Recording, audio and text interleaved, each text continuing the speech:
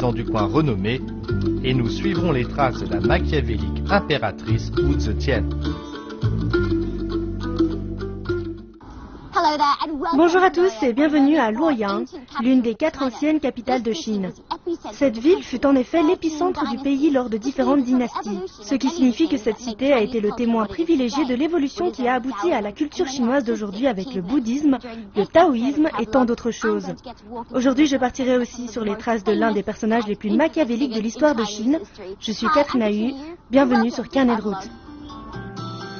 Luoyang se situe dans l'ouest de la province du Henan, en plein centre de la Chine, avec dans ses environs des montagnes, des plaines, le fleuve jaune et de vieilles voies de communication.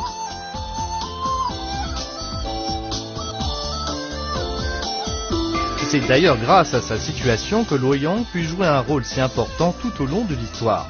Peut-être que cela ne se voit pas de prime abord, mais cette ville paisible et chantre du vivre ensemble est pourvue d'un grand sens de la culture. Le Henan est l'une des provinces centrales et est considéré comme l'un des berceaux de la civilisation chinoise. D'ailleurs, cette ville est le décor de plusieurs légendes célèbres. Et bien que son aspect soit aujourd'hui si moderne, les traces du passé sont toujours bel et bien là.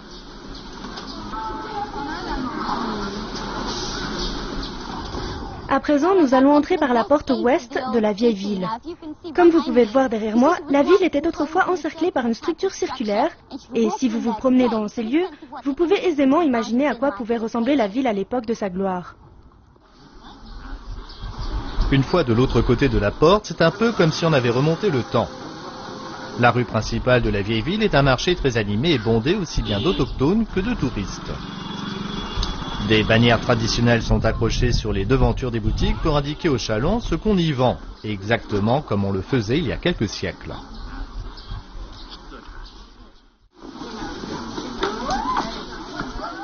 Luoyang était le point de départ de la route de la soie, et la ville a toujours été un haut lieu de commerce. Comme vous pouvez le constater en flânant le long de cette vieille rue, c'est bien toujours le cas aujourd'hui. Mais peut-être que ce qui fait la différence entre ici et les autres villes chinoises... On ne peut avoir d'activités un peu plus modernes, comme faire du shopping par exemple. Bien sûr, on peut y trouver de charmantes babioles et de délicieux encas. Mais faire du shopping ici est bien plus que cela. Ces commerçants vendent des objets faits main traditionnels et de qualité. Et vu le passé de la ville, chaque achat effectué ici, c'est un peu comme ramener chez soi un peu d'histoire. Autant de cadeaux que vos proches seront heureux de recevoir.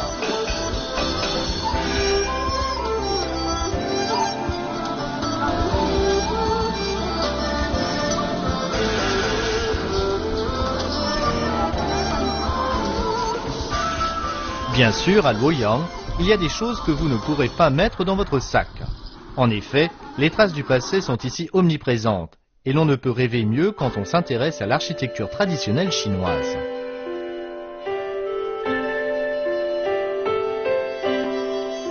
En flânant dans le quartier, vous aurez ainsi l'occasion d'admirer de vieilles cours surplombées de toits magnifiques, avec derrière chaque mur un sanctuaire baigné de soleil. Vous pourrez également visiter l'ancienne demeure d'un potentat local qui vécut dans ces lieux il y a plusieurs siècles.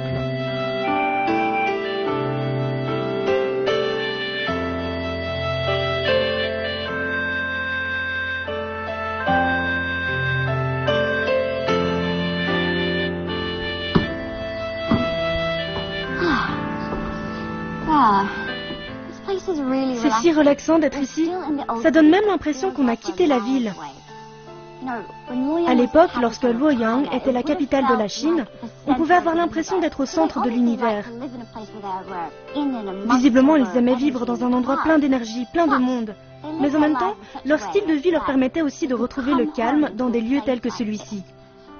S'ils ont construit ce genre de cours paisible, c'est bien pour retrouver un petit coin de paradis à domicile.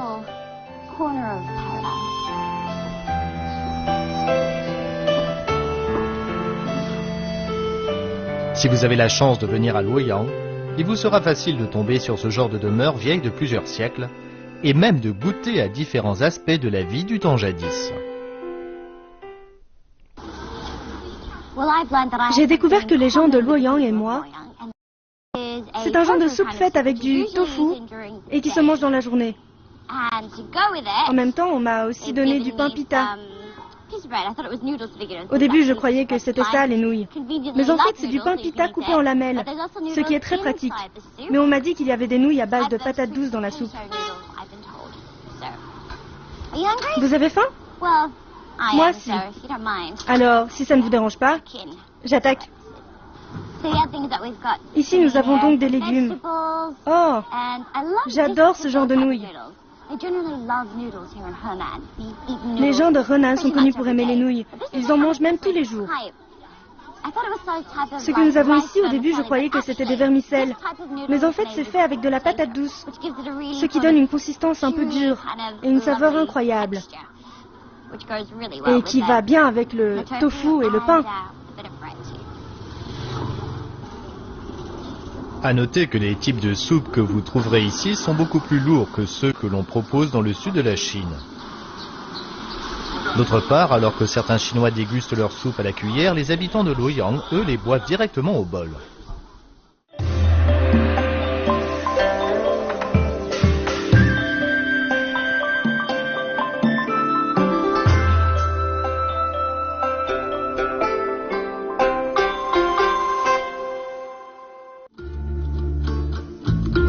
Tout de suite, nous partons à la découverte d'une pagode dédiée à la vie de l'impératrice Wu Zetian et nous nous émerveillerons devant quelques-uns des trésors les plus précieux de Chine. Luoyang est connu pour avoir été le lieu de résidence de l'une des plus grandes figures de l'histoire de Chine, Wu Zetian, une obscure concubine qui devint la première et l'unique impératrice de Chine et qui régna au 7e siècle sous la dynastie des Tang. Et si vous avez envie de suivre les traces de l'une des femmes les plus machiavéliques de la dynastie des Tang, vous pouvez venir jusqu'ici, un lieu qu'aimait fréquenter Wu Zetian. Tian Tang a été reconstitué à partir de descriptions du temple impérial de la seule et unique impératrice de Chine. Elle fut à la tête d'un pays aussi puissant que prospère et ne se privait pas de le montrer. Waouh! Cet endroit est ce qui s'appelle impressionnant. Mais c'était son but. Je suis Wu Zetian. Alors venez pas me chercher des noises. La conception du temple crée une véritable illusion en 3D. De l'extérieur, on ne voit que 5 étages alors qu'en réalité il y en a 9. En plus, chaque étage est décoré selon sa fonction, que ce soit pour le culte, la prière ou l'apprentissage. Comme vous le voyez, cet édifice n'est pas seulement le modèle conforme d'un vestige qui appartient au passé, mais c'est aussi un centre bien vivant d'éducation bouddhique.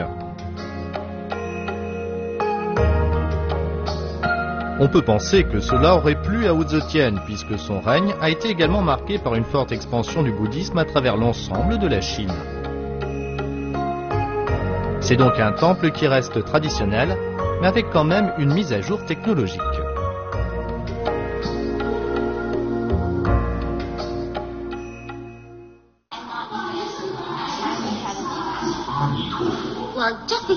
Bien que cette pagode soit un haut lieu de tradition, cela ne veut pas dire que l'on ne puisse pas y trouver de nouvelles technologies. Ici, par exemple, vous avez un QR code. Alors on sort son cher téléphone portable et il suffit d'utiliser la fonction pour scanner ce genre de truc.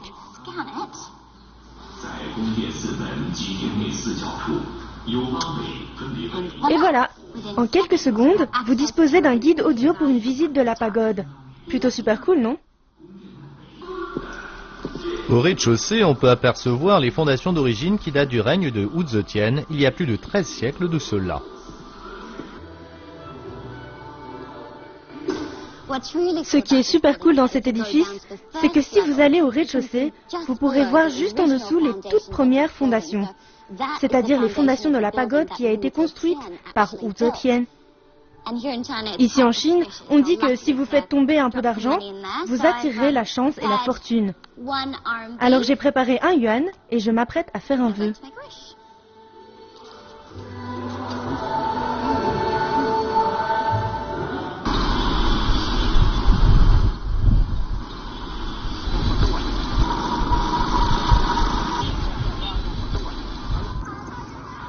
À présent, si vous...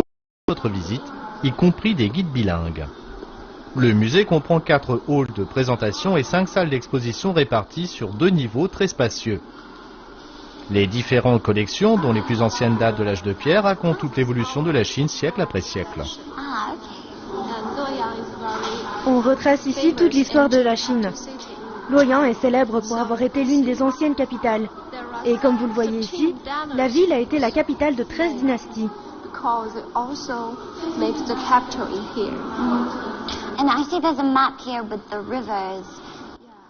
Ayant été la capitale de 13 dynasties, la ville de Luoyang est devenue un musée vivant de la culture et de l'histoire de Chine. D'ailleurs, certains objets très précieux qui ont survécu aux soubresauts de l'histoire se trouvent justement dans ce musée, l'un des meilleurs de Chine. Dans les vitrines, on trouve ainsi des objets des toutes premières dynasties de Chine, celles des Xia, des Shang et des Zhou. Ces récipients de bronze, par exemple, ont été façonnés il y a 4000 ans de cela. À l'époque, la Chine faisait des merveilles en matière de moulage de bronze. À travers les parois de verre, quand on observe bien l'esthétisme de tous ces entrelacs, on comprend aisément qu'on ne pouvait faire mieux. Sont également exposées des sculptures et des poteries datant de la période troublée des royaumes combattants entre 477 et 221 avant notre ère. Si certains objets servaient à des rituels religieux, d'autres étaient destinés à être enterrés aux côtés du corps de quelques personnages influents afin que ce dernier puisse garder sa puissance et sa prospérité dans l'au-delà.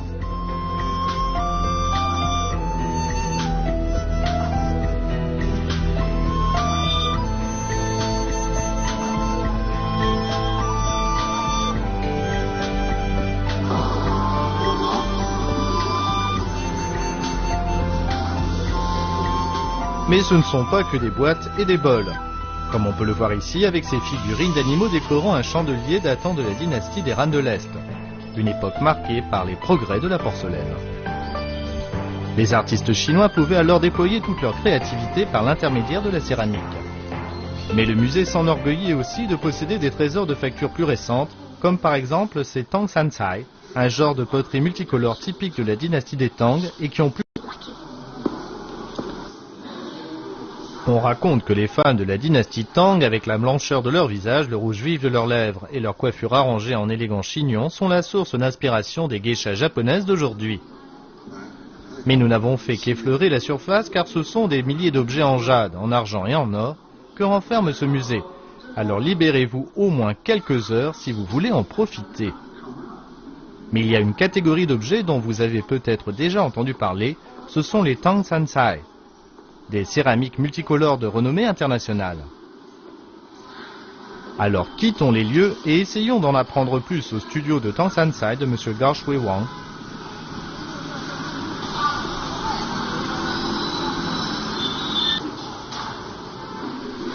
Ce dernier est en effet un véritable maître en la matière, puisque cela fait plus de 30 ans qu'il crée des pièces de toute beauté, à tel point que ces œuvres peuvent être confondues avec les antiquités que nous venons d'admirer à l'instant.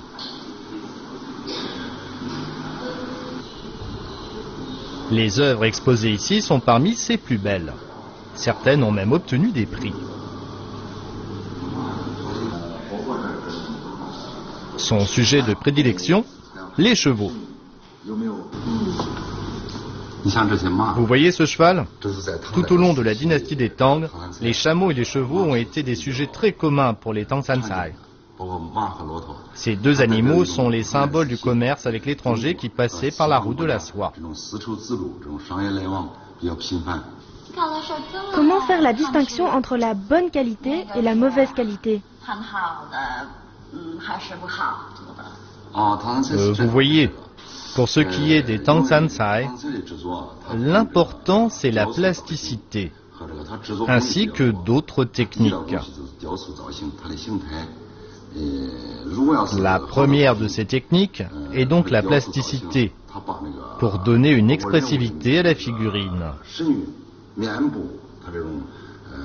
Ici, par exemple, on dirait vraiment qu'elle est en pleine conversation. C'est très important. Je peux vous amener à l'atelier où vous pourrez voir les différentes techniques utilisées. Ah, super! Merci. Katrina se sent véritablement honorée que M. Gao l'ait invité à son atelier pour voir en personne le processus de fabrication. Aujourd'hui en Chine, les Tangsansai sont souvent offerts aux dignitaires étrangers ainsi qu'aux invités de marque. M. Gao, quant à lui, tient à ce que ces céramiques soient produites avec des méthodes et des matériaux qui reflètent la tradition la plus authentique. Dans la première étape, on utilise des moules, mais les détails sont réalisés à la main avec une grande minutie.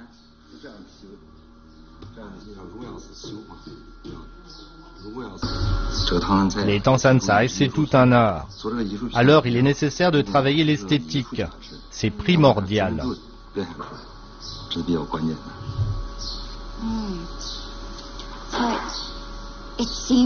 Cela paraît plutôt simple comme ça. Mais en fait, chaque coup de stylet ainsi que la pression que l'on exerce dessus font toute la différence. Une fois que la conformité des moulages a été vérifiée, ces derniers sont mis à sécher avant d'être peints.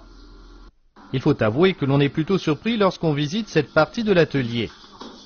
Après tout, le terme Tangsansai désigne des céramiques multicolores.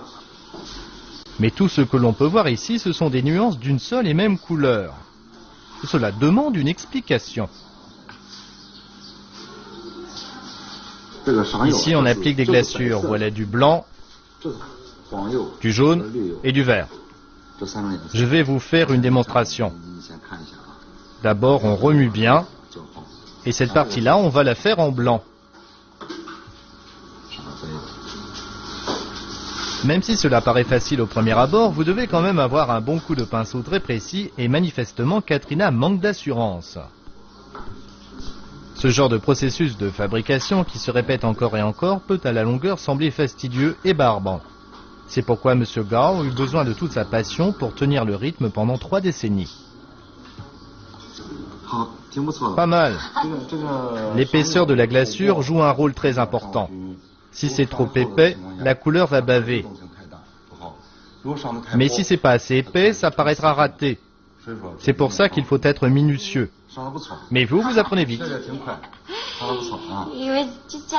Monsieur Gao vient de me dire que c'est l'épaisseur de la couche de peinture qui détermine la qualité du produit fini. Alors que pensez-vous de mon chef-d'œuvre? Eh bien, nous aurons à attendre un peu pour voir si sera oui ou non une pièce de collection.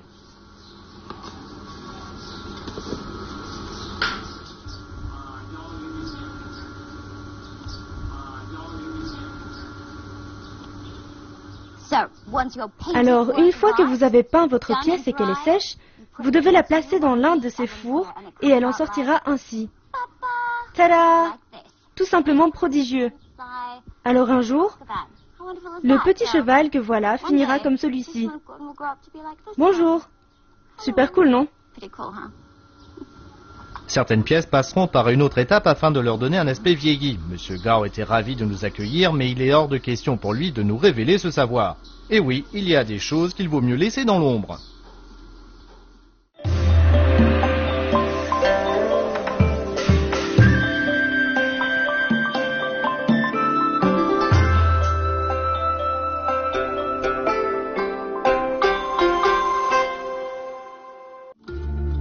Tout de suite sur Carnet de route, nous nous extasierons devant la plus belle fleur sous le ciel, revisitée à travers une forme d'art unique en son genre.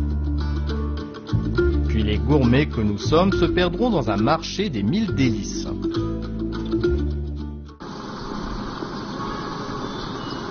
En Chine, lorsque vous parlez de Luoyang, vos amis chinois ne manqueront pas d'évoquer la pivoine. En effet, cette fleur, symbole national de la Chine, fleurit dans tous les coins de la ville. Mais seulement une petite vingtaine de jours entre avril et mai. Par chance, un artiste local a réalisé ce genre d'œuvre d'art, garantissant par là même une floraison tout au long de l'année.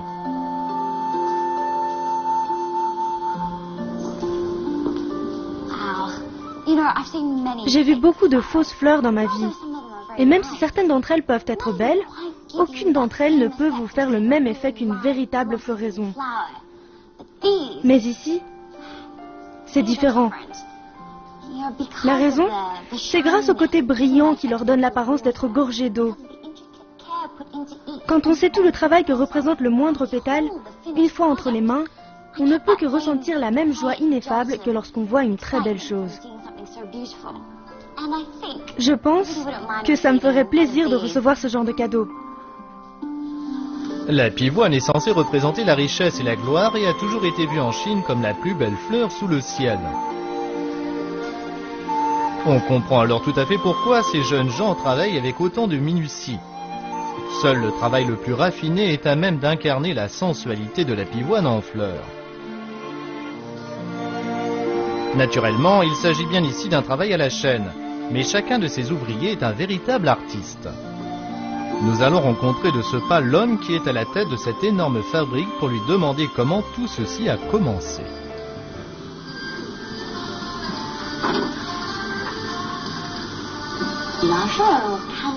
Ces pivoines en porcelaine sont vraiment magnifiques. Comment en avez-vous eu l'idée? C'est à cause de mon attachement pour Luoyang. Il faut savoir que j'ai grandi dans cette ville et que mes ancêtres en sont aussi originaires. Les gens d'ici adorent les pivoines, mais elles ne fleurissent qu'une vingtaine de jours par an. C'est très court. Autrefois, j'étais dans l'armée et en 2007, l'un de mes frères d'armes a voulu venir à Luoyang pour admirer les pivoines. Malheureusement, comme il pleuvait, il n'a pas pu les voir.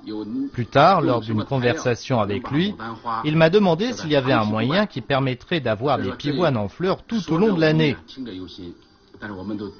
Ça m'a fait réfléchir et je me suis décidé à tenter l'expérience.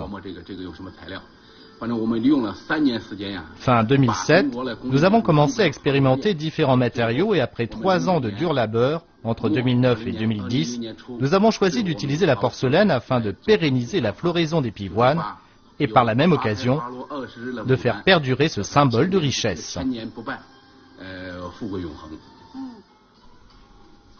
Le soir venu, tandis que les ouvriers rentrent chez eux, nous décidons d'aller au marché pour nous restaurer. Si vers 6 heures du soir, votre estomac commence à gargouiller, ce marché est juste ce qu'il vous faut. Nous sommes ici à Shizijie, littéralement le croisement, et il s'agit d'un marché de nuit. Je pense que cette appellation est tout à fait adéquate, puisqu'apparemment il y a toutes sortes de gourmets qui se croisent ici. Mais voyons ça de plus près. Le marché de Shizijie se situe juste à côté de l'ancienne rue principale de Luoyang.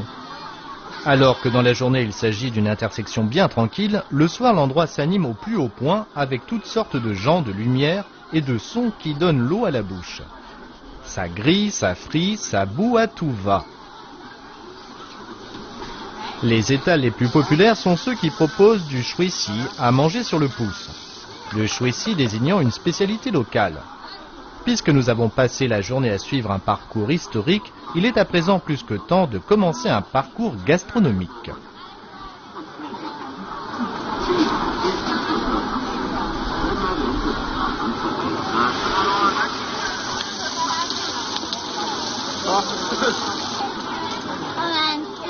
Quelle fumée! Miam! Bon, il faut savoir que nous sommes dans le Henan et qu'apparemment les Chinois du Nord aiment les choses frites et à base de farine. Ces raviolis frits, par exemple, me semblent plutôt pas mal. Qu'est-ce que vous en pensez? En fait, peu importe si vous êtes rassasié ou pas, dès qu'on entend ce genre de grésillement, on se met à saliver.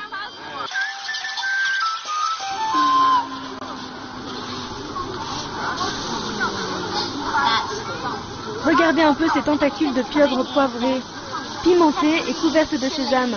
Miam!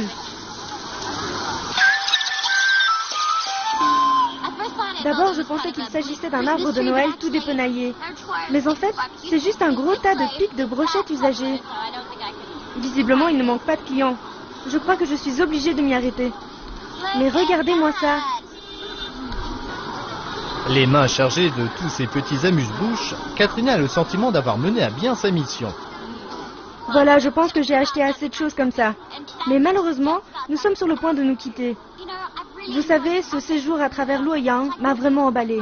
C'était juste comme prendre une machine à remonter dans le temps et partir à la rencontre de la tradition et de la culture toujours aussi vivante de la Chine. Luoyang m'a permis de faire le plein d'histoires. Et vous savez quoi? Je crois que je vais faire le plein d'autres choses. Mais je ne devrais pas être aussi goinfre. Dites, vous voulez pas partager avec moi?